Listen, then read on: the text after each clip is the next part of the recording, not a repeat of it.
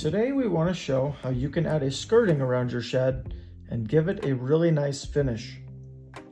We built this shed on a concrete slab, which worked out really well, but like most concrete pads, it did have slope to it and ended up being about 3 inches out of level. Now, this isn't a big deal because we are building a floor right on top of it, but what we need to do before we start building is get the floor level.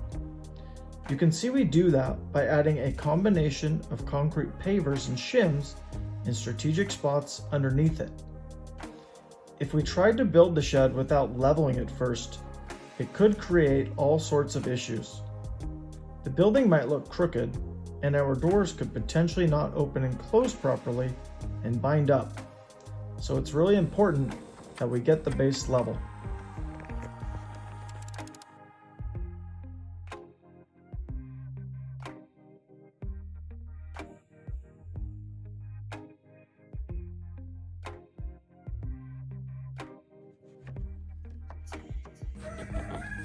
Yeah, that skirting is gonna look great. Oh yeah. I think she'll be happy with it.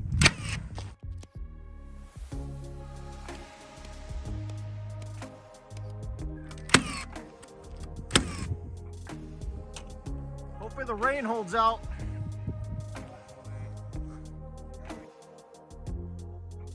One issue with the slope is that the shed is now raised off the concrete a bit, which aesthetically doesn't look very pleasing to the eyes.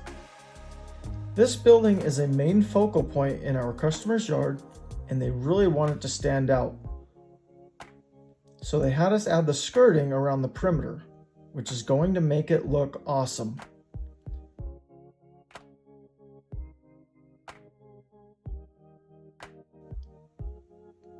There's lots of different ways you can skirt a shed. You could put some rock, stone, or brick around it, put some lattice around it, or even some sort of metal flashing as well. But we have found that adding the same siding and trim that's already on the shed and painting it the same color works really well.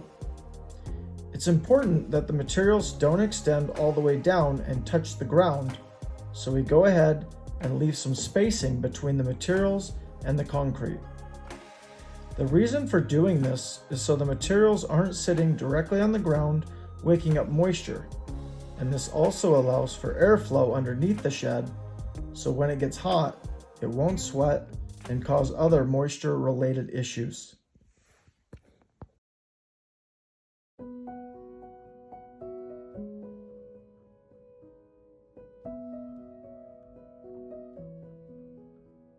Think you can give me a hand?